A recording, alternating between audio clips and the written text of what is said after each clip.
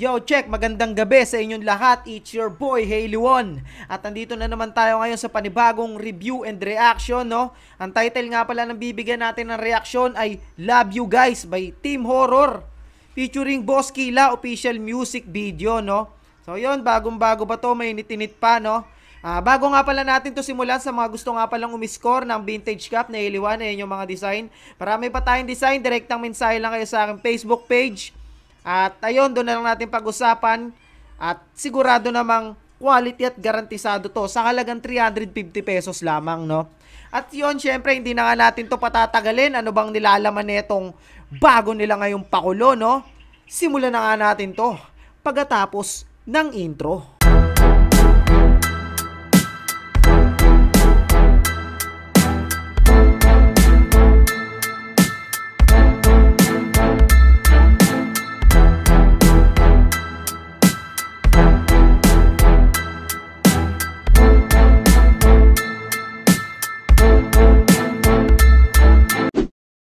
Sabi nila wala na raw tayo sa eksema. Eksema? Bakit naman eksema? Akala lang nila yon, kinabag lang ako noon. Ngayon, balik tayo sa eksema. Sige, gawa natin. Eksema no? Eksema, ano yun, alam ko, parang kati-kati yun, eksema no? Imbis na eksena, eksema, no? Magagaling talaga, basta mga, ito talagang, ito talagang advantage ng mga komedyante. Malawak ang isip. Malawak ang bokabularyo, no? Kaya kung ano mga kalokohan iniisip.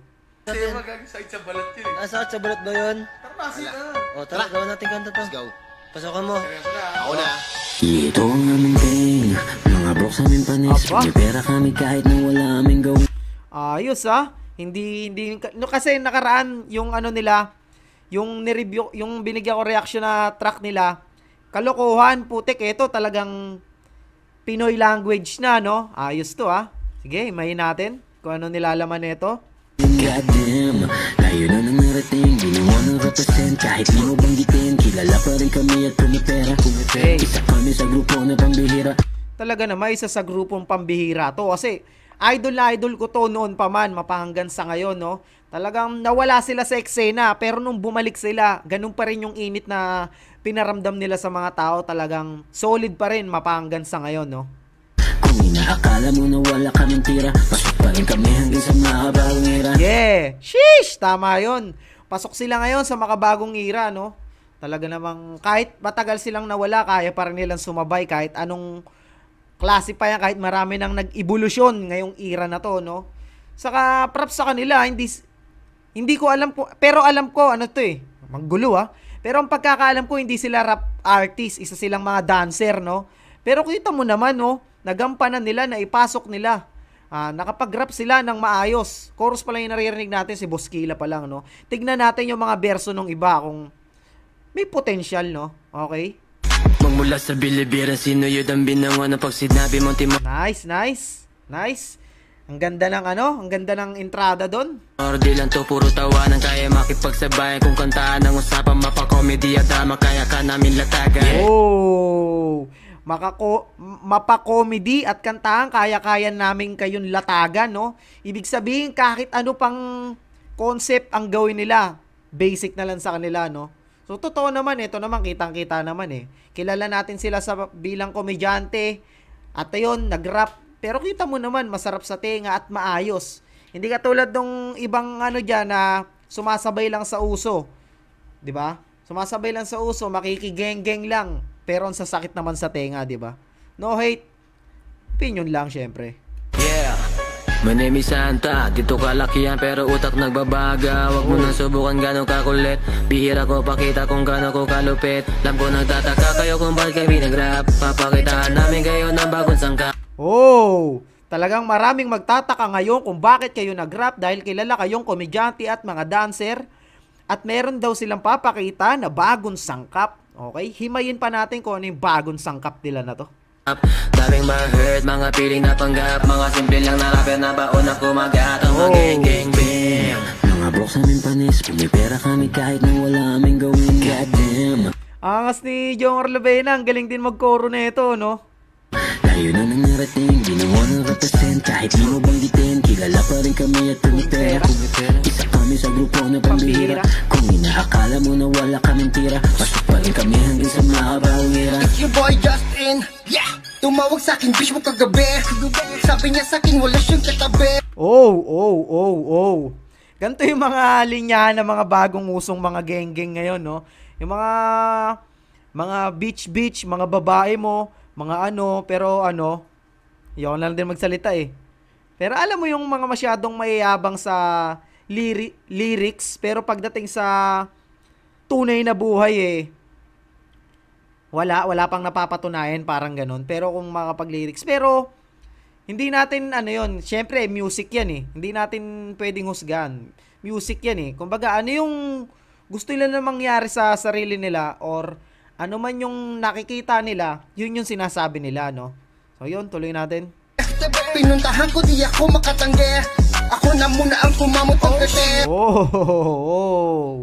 Nagganon pa siya doon ha, metapora pa. Ako muna kumamit ng kate. Siyempre, ano pa ba yun? Babae, alam mo na pag makate. Siyempre, pag nagpakamot, kakamutin mo kahit ikaw eh.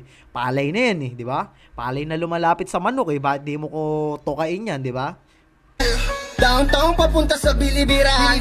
Hometown motherfucking Binangonan. 0927 pag ako'y kailan. Bitch, pwede mong tawagan. Depende pa kung ako'y sasagot.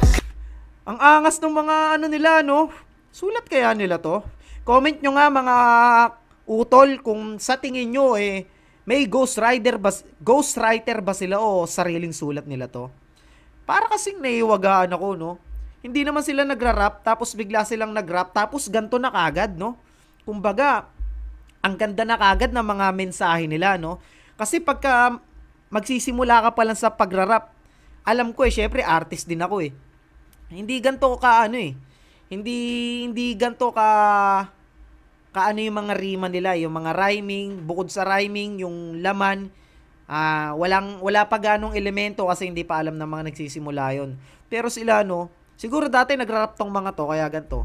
Sa bagay ano eh, nasasama sila sa mga rap artists eh, kumbaga na-impluwensyahan eh no. Siguro sa inuman nagpi-freestyle tong mga to pag tamang trip kasi napakalaking bagay na maging freestyler ka. Kasi mas lalong lumalawak yung ano mo, yung utak mo, no? Mas lalong marami ka naisip pagka sa inuman kami, ganun sa inuman, freestyle kami. Kaya, yun, mas lalo akong maasa pagka ganun, no? Kailangan ko ay pera, di yung bitch na malungkot. Anytime naman, pwede ako manundot. Dala-dala ang sibig pero dito lilikot. Mga broks aming panis, pumipera kami kahit na wala aming gawin. Goddamn, tayo na nang narating, binuwan ng represent. Kahit di mo banggitin, kilala pa rin kami at pumipera. Isa kami sa... Tayo na naglalabasan na ngayon yung mga komedyante lang pero pinasok na rin yung mundo ng rap, no? Para sa iba, maraming hindi may gusto, maraming ayaw sa mga ginagawa nila kasi binababoy daw, yun. Kung ako, gumawa pa nga ako ng diss track, pero sa loobin lang yun, no? Sa loobin ko lang yun na kasi sila, ganun-ganun lang. Pero hindi natin masisisi kasi mga kilala na to eh, bago nila gawin yung kalokohan na yun eh. Eh kami, hindi pa naman kami kilala, di ba? So yun, hindi natin masisisi yung ganung parte na yun. Kumbaga, nakakalungkot nga lang para sa iba, di ba? Na binababoy daw. Pero para sa akin, hindi naman. Kumbaga, lalo pa nga tayong lalakas eh. Lalo pa lalakas ang rap scene dahil mga kilala to eh. Tapos papasukin nila yung rap. Uy, mas lalong dadagdagang mauhumaling sa pagra-rap, di ba? Grupo na pambihira, kung inaakala mo na wala kaming tira, pasok pa rin kami hanggang sa makabawang ira. We killing this mga OG motherfucker. Sigurado na walang tirang bahala. Kung balak mo sa amin ay humarang ay masasagda. Sa panahon na namin to malamang bagyo pag rumagasa. Oh, parang bagyo pag rumagasa. Kung sino man sumagasa, aba, mukhang naghahamon to naghahamon. Iba pa din ang tunay pag kumalabit. Komedyanteng naubusan ng kulit. Yo, lakas nun.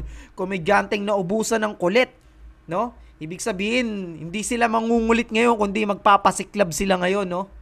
Sinasabi mong laos kamit panes ay kung usapang all around ay kamasutra na kami. Oh, kung usapang all around, totoo naman sa sinabi nila ron. Kasi ayan na ginawa na nila eh. Hindi lang sila pang comedy, hindi lang sila pang prank, hindi lang sila pang sayaw. Isa rin din silang, kaya din nilang sumulat na mga kanta, no? Saludo, malulupit talaga tong mga ano. Basta komedyante talaga, tandaan nyo yan. Pag may kilala kayong komedyante, mataba utak niyan, sigurado. Puro bahaging lang naman ang sinasabi. Puta panis pa rin kayo pare kung susumahin. Mananatili na kami ng ultimate salbahe. Kaya luhod at magmistulan ka na aso namin. Mga box namin panis, pag may pera kami kahit na wala aming gawin. Goddamn, tayo na rin narating, binuha ng represent. Kahit di mo banggitin, kilala pa rin kami at pumipera. Isa kami sa grupo na pambihira. Sa prop sa arranger nila, solid. Ang ganda ng pag-mixing, no? Lagi kong pinapansin, lagi kong binibigyan ng reaksyon yung nagmi-mixing mastered ng mga kanta kasi napakahirap niyan. Napakahirap mag-produce. Totoo lang. Inaakala mo na wala kaming tira, pasok pa rin kami hanggang sa mahabang ira. Ito ang aming thing, mga box namin panis, pag may pera kami kahit na wala aming gawin. Goddamn, tayo na nang narating, binuha ng represent kahit di mo banggitin. Okay na ba yan? Okay na yun, gagi. Pwede si... Yo, grabe, ang lakas si ano? Sino yung nag-direct? George Slovena? Papa Joba? Gagi. Pwede siguro. Sige nga. Angas. Kasi natin yan, baka maglabas pa yung iba. Oo, wag natin labas yan. Wag, ito, lalabas ko no.